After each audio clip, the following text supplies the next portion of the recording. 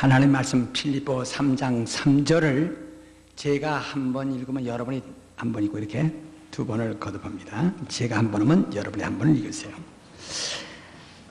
하나님의 성령으로 봉사하며 그리스도 예수로 자랑하고 육체를 신뢰하지 아니하는 우리가 곧 할례당이라. 하나님의 성령으로 봉사하고 그리스도 예수로 자랑하고 육체를 신뢰하지 않은 우리가 성령은 감동을 주신다. 두 번만. 아주 이 말할 때는 아주 정말 깊이 진리로 알고 깊이 하세요. 성령은 감동을 주신다. 시작. 성령은 감동을 주신다. 성령은 감동을 주신다. 네. 성령은 감동을 주시는 분이십니다. 성령의 감동 없이는 아무든지 신앙생활을 할 수가 없습니다. 하나님도 성령을 결코 초월하지 아니하시고 하나님께서도 성령으로 하나님의 일을 하십니다.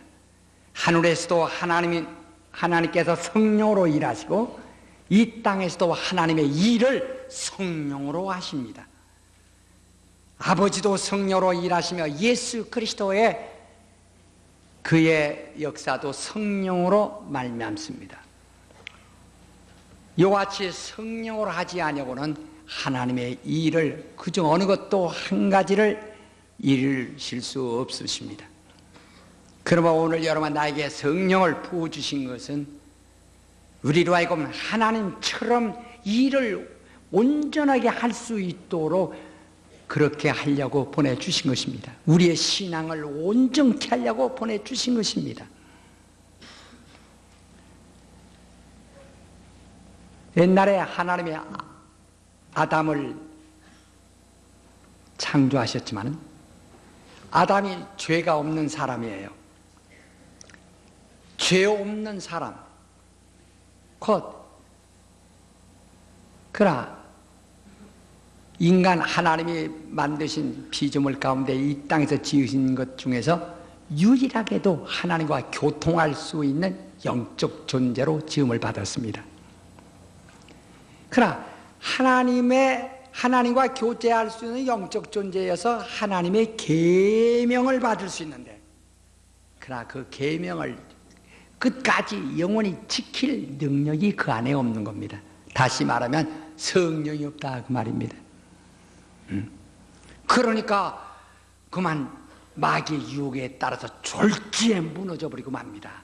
하나님을 섬기며 교제할 수 있는 그 신분이 순식간에 무너져버리고 말았어요. 또 하나님께서 이스라엘을 불러서 이스라엘에게 하나님의 계명을 주었어요. 이게 율법이죠. 하나님의 계명을 주어서 하나님을 참으로 섬길 수 있게 하려고 계명을 주었지만은 그러나 이미 타락해버린 육체 안에는 하나님을 섬길 만한 능력이 없습니다. 하나님의 율법은 주셨으나 성령은 주시지 않았기 때문인 겁니다. 성경 갈라디아 3장에도 말하기를 네가 성령을 받은 것이 곧 육체의 행위로냐 듣고 믿음을 받은 것이냐는 말씀이 있는데 이와 같이 하나님의 말씀을 받았어야 그러나 이 성령이 그 안에서 그를 돕지 않기 때문에 하나님 말씀을 지킬 능력이 없어요. 왜냐하면 로마서 8장 6절에도 말씀하기를 육체의 생각은 하나님과 원수가 되고 그러므로 하나님의 일을 할지도 아니할 뿐이 아니라 할 수도 없습니다. 이렇게 말씀했습니다. 그렇기 때문에 이스라엘에게 오랫동안 율법을 주어서 율법으로 그들을 행복하게 하려고 하셨으나 그러나 아무도 율법으로 온전히 이루어 나갈 수가 없습니다. 왜냐하면 율법에는 성령이 역사하지 않기 때문인 겁니다. 그러므로 예수께서 오셔서 십자가에서 죽으심으로써 우리의 죄를 다 담당하시고 우리를 깨끗이 속죄하심으로 우리는 처음 아담처럼 다시 죄 없는 사람으로 돌아갔습니다. 아담은 그러나 지음을 받았지만 우린 거듭남으로서 아담처럼 죄 없는 원래 사람으로 정말 돌아가 버렸습니다. 깨끗한 사람이 되었습니다. 그래서 다시 하나님 말씀을 또 받게 되었습니다. 하나님을 말씀을 받은 것이 복음인데 이 복음에는 성령이 역사하시기 때문에 그래서 우리의 약점을 보충하게 되는 겁니다. 그 성령은 보혜사라고 합니다. 보혜사란 말은 첫째는 변호사라는 뜻에서 주님을 변한다는 뜻이고, 두 번째는 보호자라는 뜻에서 우리를 보호하고 하나님의 그 말씀을 보호하고 보존한다는 뜻이고, 또 세 번째는 봉사자라는 뜻입니다. 그러니까 그래서 보혜사랑 우리를 위하여 도와주시는 분이에요. 그러니까 하나님의 일도 하시고 예수 그리스도의 일도 하시고 또한 우리의 일을 직접으로 도와주시는 봉사하시는 분이십니다. 그래서 우리가 성령으로 우리의 약한 부분을 의지하여 도움을 받지 않으면, 성령께 우리 약한 부분을 맡겨서 그분의 도움을 받지 않으면, 그러면 우리는 온전한 신앙생활을 할 수가 없습니다. 마리아에게도 천사가 와서 말하기를 하나님의 말씀이 임하고 그 성령의 능력이 널 덮으면 능치 못함이 없다, 그래 말씀. 하나님의 말씀이 임하고 그 다음에 그 성령이 그 능력으로 역사하면은 능치 못함이 없다 하는 겁니다. 우리가 반드시 알아야 할 것은 바로 지금 제가 말한 이 세 가지의 사실에서 분명히 밝혀지듯이, 첫째는 바로 아담이 하나님의 말씀을 받았지만은, 그러나 아담은 그 말씀이 그 속에서 정말 역사할 수 있도록, 말씀이 정말 그 운동할 수 있도록 그를 도와줄 만한 능력이 없었다는 것. 또 율법이 이스라엘에게 왔지만은 그 율법 자체가 바로 사람을 변화시키거나 거듭나게 할 능력이 없어, 성령의 역사가 없기 때문에. 그러나 우리 그리스도인들에게는 말씀이 임했을 때 이제는 성령을 주셨기 때문에 성령으로 바로 우리가 하나님의 말씀을 따라 역사하며 살 수 있다고 하는 사실입니다. 이와 같이 성령의 역사가 우리에게 얼마나 중요한 것이냐는 거죠. 그러면 성령이 우리 안에, 하나님 말씀이 우리 안에 임하면 그 말씀이 성령으로 그 말씀을 순종하게 하고 그 말씀을 쫓게 하고 감동하시면은, 그러면 모든 그 말씀의 역사가 일어나는 겁니다. 오늘날 신자들이 성령이 눈에 보이지 않기 때문에 성령을 마치 관념적 존재로 오해하기 쉽습니다. 그러나 그분은 실질적으로 우리를 위하여 역사하시고 우리 속에서 정말 자기 일을 하시는 강력한 능력이십니다. 그렇기 때문에 성령으로 체험을 하지 아니하면 안 돼요. 그런데 성령의 역사가 있어도 하나님 말씀이 없으면 또 안 되는 거예요. 그러니까 우리의 육체 안에서는 성령의 역사와 하나님의 말씀이 조화를 이루어야 한다 그 말이에요. 어떤 사람은 성령 받다고 막 좋아서 펄펄 뜁니다. 성령 받다고 좋아서 펄펄 뛰지만은 얼마 못 가서 그저 시든 배추님 마냥 쑥 젖어버려요. 이게 되질 않아. 왜 그럴까요? 성령의 역사나 하시는데, 성령이 충만한데, 성령은 하나님의 말씀이 없으면 아무런 자기의 사역을 발휘할 수가 없으신 겁니다. 할 수가 없는 겁니다. 그러니까 성령은 하나님의 말씀이 있을 때 성령이 역사하면 하는데, 이 사람은 성령 충만하면 했지, 참 말씀이 나 필요 없어, 나 성령 충만하니까 이제 아예 다 필요 없어, 나 뭐 하라 말 거 없어, 충만하게 쥐어 하니까 그만 폭 가라앉아버리고 마는 게. 그런가 하면 어떤 사람은 그저 말씀은 듣는데 성령의 역사를 부인하니까 그 말씀이 이 속에서 아무런 변화를 가져오지 못하는 겁니다. 쉽게 말하면 이 하나님의 말씀은 씨앗과 같아요. 분명히 씨앗과 같아요. 그 말씀이 임하면 거기서 막 씨가 싹이 나고 나무로 자라야 되는데, 구공탄 재위에다가 바짝 타버린 재위에다가 뭘 심는다면 아마 나지 않을 겁니다. 영양분이 없어서. 그러니까 성령 충만이 것은 마치 땅에 그 기름진 땅, 기름과 그 땅을 기름지게 한 것과 같은 것이다. 그래서 기름진 땅에다가 씨를 심으면 싹이 나고 나무가 무성해지지만은, 그러나 기름기 없는 그런 아주 타버린 그런 타버린 흙 같은 그곳에 씨를 심으면 아무것이 생겨나지 않는 것처럼. 그러니까 하나님의 말씀에는 성령이 필요하고 성령의 역사에는 하나님의 말씀이 필요하다 이 말이에요. 이 하나님 말씀과 성령의 조화를 우리 안에서 이루어져야 됩니다. 그러니까 아무리 기름진 땅이랄지라도 씨를 심지 않으면 그 땅은 아무런 효력을 낼 수가 없는 겁니다. 그러니까 성령 충만히 받았는데 하나님의 말씀이 없으면 아무런 역사가 일어날 수가 없는 게, 또 아무리 좋은 씨를 심었어도 땅이 기름지지 않으면 아무 효력이 없는 것처럼 그런 겁니다. 그래서 성령을 받으라고 하시거든. 복음을 받은 자, 하나님의 말씀을 받은 자에게 그 성령이 와서 역사한다. 요한복음 6장 14장 26절에도 말하기를 성령은 내가 너에게 이런 말을 생각나게 한다. 그 말씀이 발동되게 한다는 겁니다. 그렇기 때문에 우리가 하나님의 말씀을 받으면 그 성령으로 충만을 받아서 그 말씀이 이적을 바라게 하고 큰 역사가 일어나게 해야 되는데, 어떤 사람은 하나님 말씀은 받는데 성령을 거절하고, 어떤 사람은 성령 충만하다고 펄펄 뛰는데 도무지 하나님 말씀을 거절해버린다.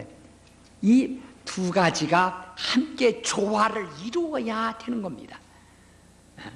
그래서 하나님의 계명이 임하였으나 아담을 돕는 성령이 계시 않았기 때문에, 그들 안에 있지 않았기 때문에 그들이 그만 졸지에 무너져 버립니다.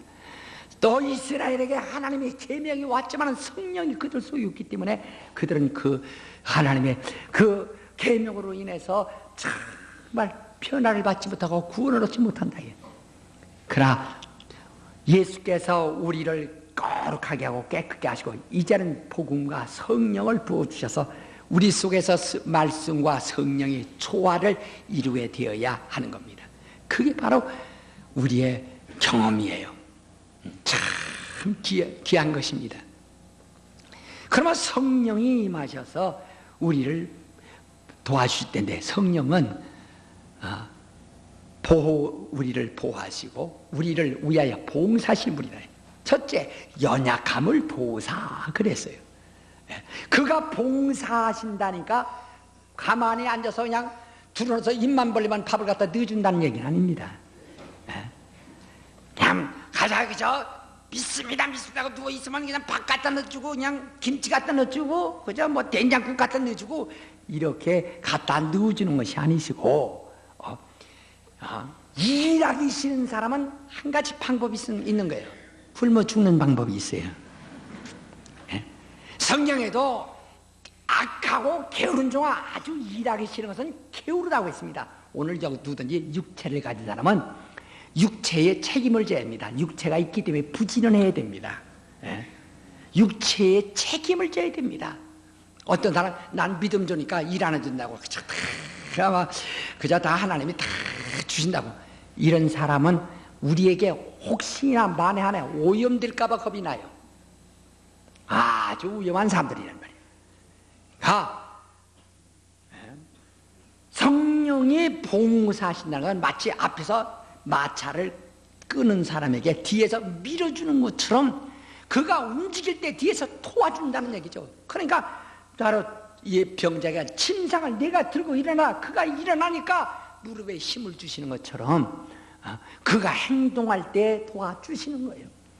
요단강을 밟고 막 움직여 가니까 몇 발짝 위에 요단강이 갈라져서 그들을 능히 건너갈 수 있도록 도와주신 것처럼 그렇게 후원한단 말이야. 돕는단 말이지, 후원. 그래서 성에도 성령의 후원하심으로 라고 그랬죠. 성령의 후원하신다, 봉사하신다. 성에 우리 그렇게 도와주십니다. 우리가 하나님을 섬기려도 우리가 육체로 인하여 연약하기 때문에 연약함을 도우사, 그가 우리의 연약한 부분을 도우시기 때문에 할 수 있으면 우리가 하려고 하는 그 모든 우리의 노력 있는 가운데 성령이 도와주시는 겁니다. 우리가 하나님을 섬기려고 할 때 참으로 섬기려도 우리가 연약하여 섬기지 못하는 부분을 성령이 도우사 잘 섬길 수 있도록 도와주신 것이다. 우리의 연약함을 도우사. 우리가 하나님을 섬기려고 할 때, 그래서 성령은 더욱이 하나님을 섬기려 하는 자들 속에 그들을 도우사 하나님을 뜻대로 섬길 수 있도록 역사하시는 분이시다. 역사하십니다. 우리가 하나님을 섬기는 것이 그게 바로 신앙생활이에요. 하나님을 위해서 봉사하는 것이, 섬기는 것이 그게 바로 신앙생활인데, 성경이 무엇을 말하냐? 성경은 다 하나님을 섬기는 법과 섬기기 위한 곧 성소 짓는 법으로 되어 있다라고 했습니다. 히브리서 9장 1절에 신약 성경도 하나님을 섬기는 법과 하나님을 섬기기 위한 그 성소를 마련하는 법이 있다 하는 겁니다. 그래서 전부는 하나님을 어떻게 섬기는 것이며 섬기기 위한 모든 그러한 이 도구들을 마련하는 말씀이 있는 겁니다. 예수께서 말씀하시기를 내가 섬김을 받으라는 것이 아니라 섬기러 왔노라 하셨어요. 그러므로 그가 십자가에서 죽기까지 우리를 섬기셨어요. 그가 십자가에서 피 흘리기까지 우리를 섬기셨어요. 이제는 구원받은 우리는 이제부터 하나님을 섬기는 겁니다. 그가 자기가 목숨을 내주기 전에는 섬김을 받은 일이 없어요. 그는 도리어 섬기라 오셨습니다.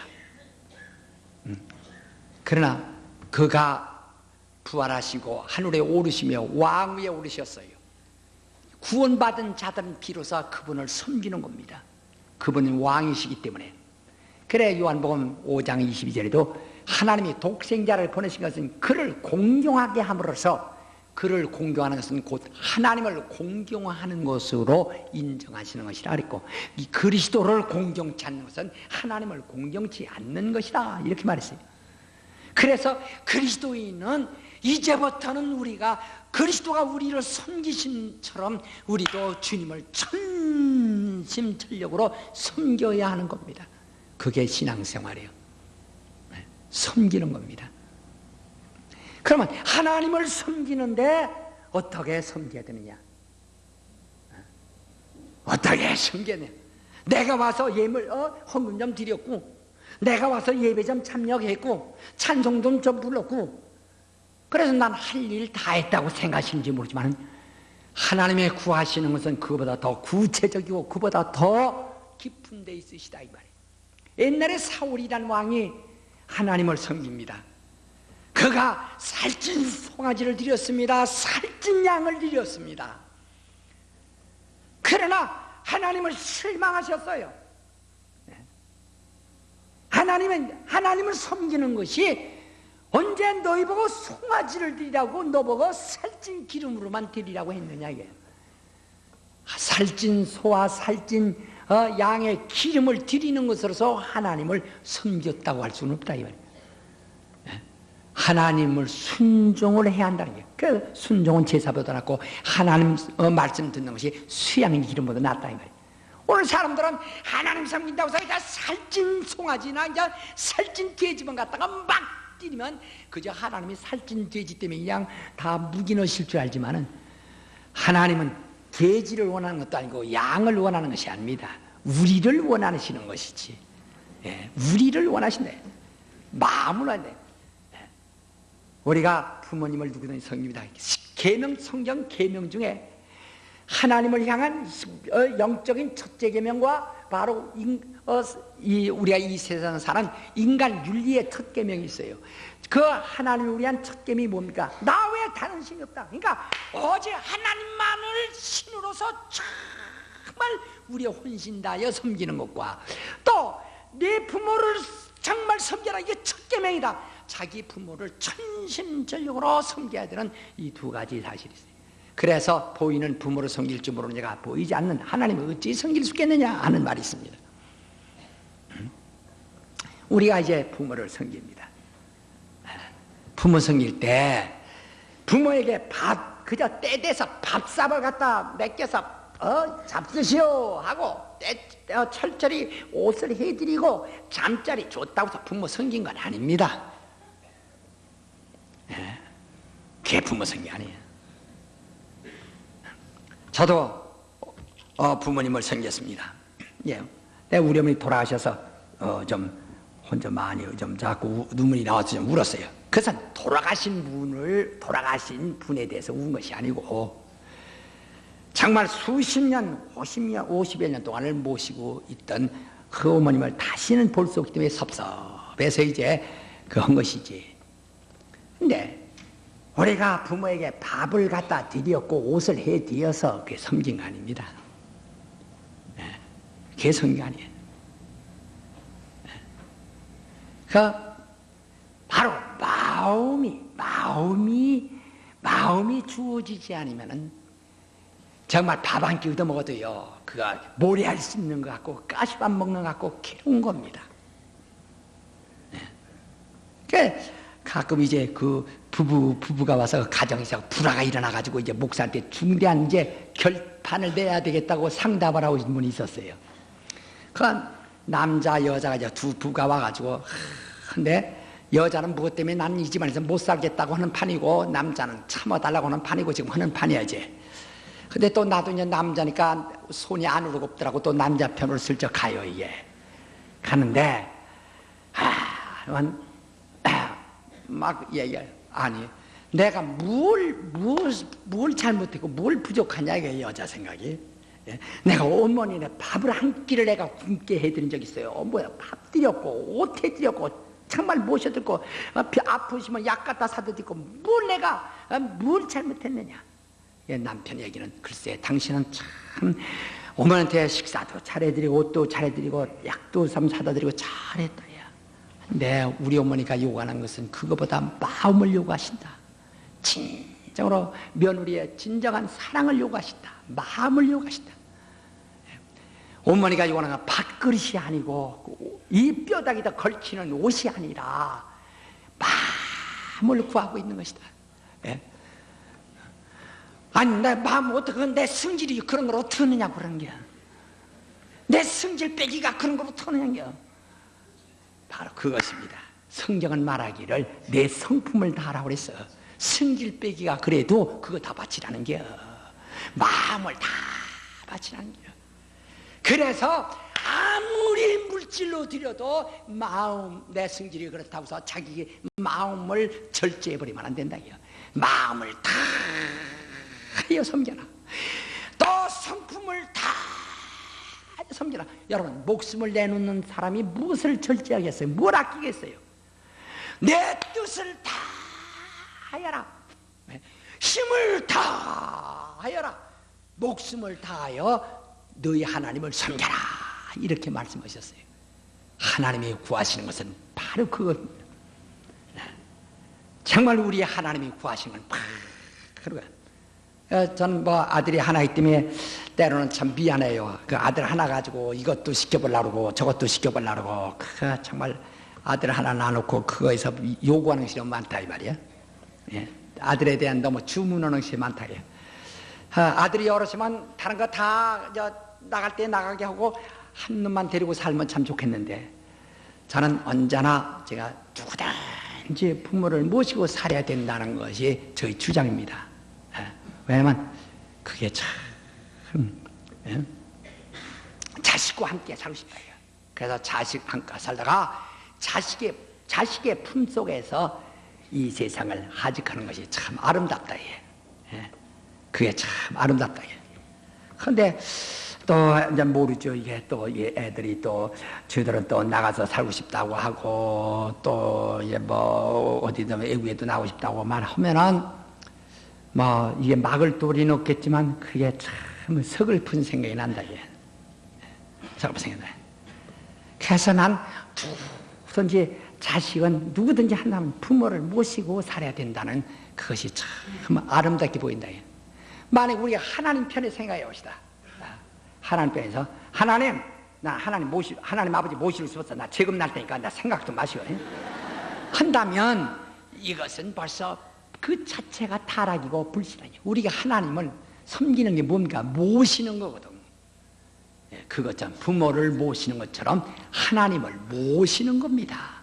하나님을 모시는 거예요. 그래서 그의 말씀이 내게 임하고 내 속에 내가 그 말씀을 섬길 능력이 없을 때 성령의 도움을 받아 성령의 도움으로 그가 도와주시는 힘에 의해서 하나님을 섬기는 일을 잘 할 수 있기를 하나님이 원하시는 거예요. 그게 그래서 우리가 정말 성령 충만한 사람은 하나님을 잘 섬기는 사람이지, 성령 충만한 사람은 그저 자기 혼자 팍떡팍떡 뛰고 막 하는 것이 아니라 하나님을 잘 섬기는, 부모를 잘 섬기는 것처럼 하나님을 잘 섬기는 마음이 그게 바로 하나님을 섬기는 겁니다. 성령이 우리에게 임하신 것은 우리가 하나님을 잘 섬기는 봉사의 힘이 우리 속에서 솟게 하는 게, 그래서 말씀하기 하나님의 성령으로 봉사하며 그리스도 예수로 자랑하고, 이것이 바로 곧 하나님을 잘 섬기는 겁니다. 여러분, 우리는 진정한 신앙인이 되어 마음을 다하고 성품을 다하고 뜻을 다하여 주 하나님을 섬기기에 과거 율법 아래 있을 때보다 더 유리하게 성령을 받아 성령으로 도움을 받고 있으니 성령으로 사는 자가 되기를 예수 이름으로 전합니다. 기도하십시다. 이 시간 전심을 다하여 정말 내가 성령으로 하나님을 섬길 능력을 얻게 하여 주시옵소서. 다같이 통틀어 기도하십시다. 간절한 마음으로, 아주 간절한 마음으로 정말 성령의 힘을 받아 진실로 기도하세요. 진실로 기도하세요. 정말 간절한 마음으로 기도하세요. 간절한 마음으로 기도하시고,